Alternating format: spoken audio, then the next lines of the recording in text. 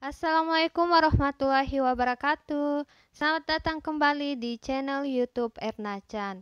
Sekarang kita udah masuk video ketiga dalam pembahasan FRSKB CPNS di lingkup Kementerian Pertanian, khususnya formasi penyuluh pertanian.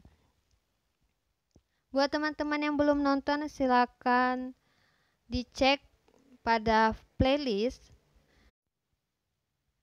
FR yang pertama adalah RUK, Rencana Usaha Kelompok.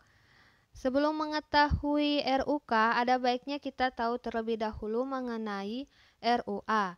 Jadi, RUA adalah rencana usaha tani yang disusun oleh anggota kelompok berdasarkan kebutuhan usaha tani yang akan dilakukan. Manfaat RUA adalah sebagai dasar penyusunan RUK dan sebagai pedoman dalam penyaluran dana atau usaha. Rencana usaha anggota disusun oleh anggota kelompok dan disahkan oleh ketua kelompok. Selanjutnya, dari rencana usaha anggota ini kemudian akan disusun rencana usaha kelompok atau RUK. Merupakan rencana kerja usaha tani dari kelompok tani untuk satu periode musim tanam yang disusun melalui musyawarah dalam pengelolaan usaha tani sehamparan wilayah kelompok tani yang memuat uraian kebutuhan sarana produksi yang meliputi jenis, volume, harga satuan, dan jumlah uang yang diajukan sesuai dengan ketersediaan anggaran.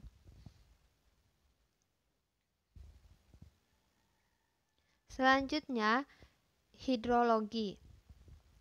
Jadi, cabang ilmu yang masih berhubungan dengan pertanian terkadang dipertanyakan loh dalam SKB pertanian. Misalnya, tahun lalu yang dipertanyakan adalah hidrologi. Jadi, hidrologi ini berasal dari bahasa Yunani yang artinya ilmu air. Adalah cabang ilmu geografi yang mempelajari pergerakan, distribusi, dan kualitas air di seluruh bumi, termaksud siklus hidrologi dan sumber daya air. Orang yang ahli dalam bidang hidrologi ini disebut hidrolog. Para hidrolog ini bekerja dalam bidang ilmu bumi dan ilmu lingkungan, serta teknik sipil dan teknik lingkungan. Kajian ilmu hidrologi meliputi hidrometeorologi yang berhubungan dengan air yang berada di udara dan berwujud gas. Kedua, potamologi berhubungan dengan aliran permukaan. Limnologi yang berhubungan dengan air permukaan yang relatif tenang seperti danau atau waduk. Kemudian geohidrologi yang berhubungan dengan air tanah dan kriologi yang berhubungan dengan air yang berwujud padat seperti es dan salju. Selain itu, ilmu hidrologi juga mengkaji mengenai kualitas air itu sendiri. FR berikutnya adalah pertanyaan mengenai Undang-Undang tentang Pangan. Jadi, Undang-Undang Nomor 18 Tahun 2012 adalah undang-undang yang mengatur segala sesuatu yang berkaitan dengan pangan.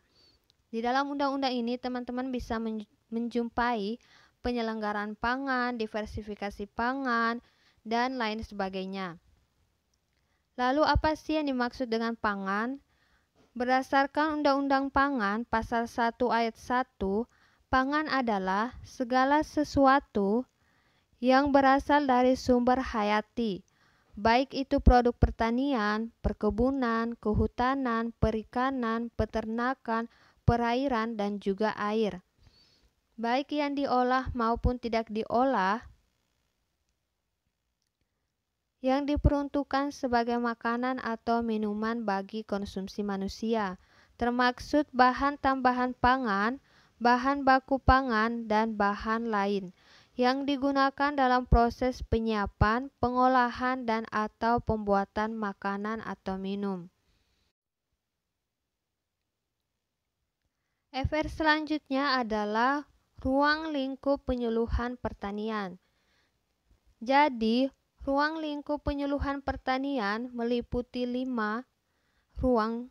Pertama, penyuluhan pertanian sebagai kegiatan agribisnis. Seperti kita ketahui bahwa agribisnis adalah kegiatan usaha bisnis atau kegiatan ekonomi mulai dari hulu sampai hilir dalam bidang pertanian. Selanjutnya, penyuluhan pertanian sebagai kegiatan keluarga tani, karena penyuluhan pertanian tidak hanya menargetkan diri kepada pak taninya itu sendiri, melainkan juga dengan para keluarga tani. Ketiga, penyuluhan pertanian bagian dari pembangunan masyarakat. Selanjutnya, penyuluhan pertanian bagian dari upaya berkelanjutan. Maksudnya adalah penyuluhan pertanian ini berkaitan dengan upaya untuk mewujudkan pembangunan pertanian yang berkelanjutan. Kelima, penyuluhan pertanian bagian dari upaya perubahan perilaku dan pengembangan sumber daya manusia.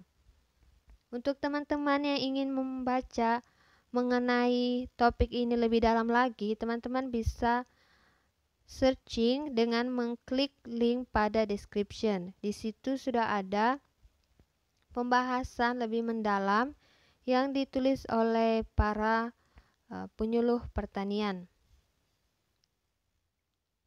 Selanjutnya, tanaman transgenik.